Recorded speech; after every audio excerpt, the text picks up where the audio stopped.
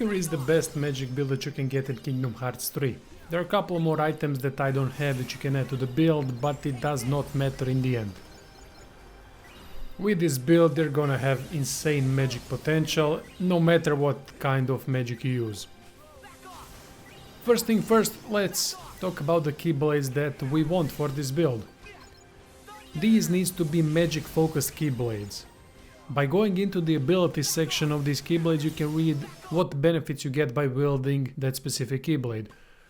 The ones that are magic focused are Ever After, which I'm going to showcase in this video, Shooting Star, Starlight, Crystal Snow and Classic Tone, which I do not have.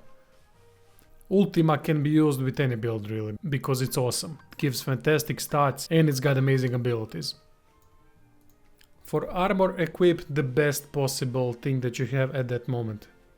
Offensively, it doesn't mean anything. Accessories are quite important. Flaniversary badge is a must. It gives 20% faster recharge magical point rate and also gives thrift, which reduces cost when casting magic by 20%. Flaniversary badge can be obtained by completing all Flan minigames. I have a guide video for that, so you can check it out if you don't know how to do it. Mickey clasp can be obtained by taking pictures of all lucky emblems. It increases recharge rate by 30% and it also gives endless magic. Endless magic means that you can cast magic without brief pause that would end the combo. Without the ring you can cast magic I think about 4 times in a row and then you have a brief pause. It's not long, but it's still there. With endless magic there's no pause whatsoever. For third one I went with Celestriad because it gives Fire, Blizzard and Thunder boost, very useful to increase damage done. If you go for water or arrow spells then I suggest the Yin Yang Cufflink that increases damage for those two and also gives you 10% faster recharge rate on magical points.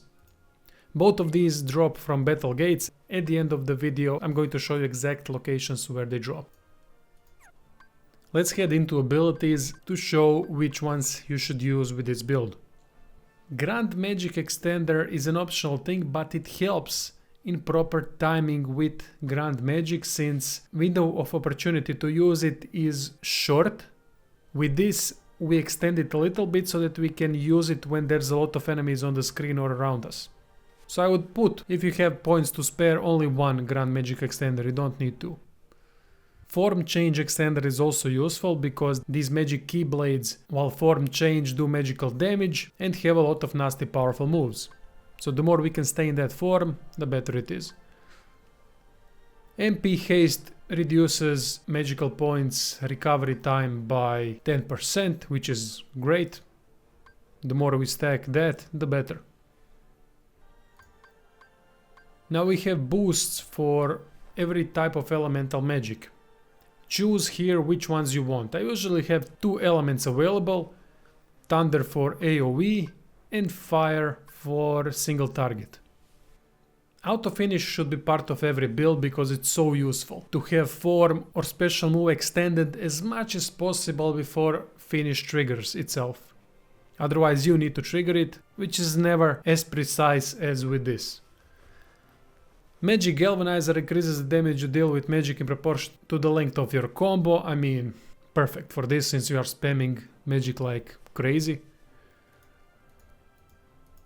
Magic Combo Thrift reduces MP cost by 1 with each successive magic cast. This is extremely important because we are gonna cast a lot of them in quick succession and this is going to be felt. It doesn't sound like a lot, but it actually is.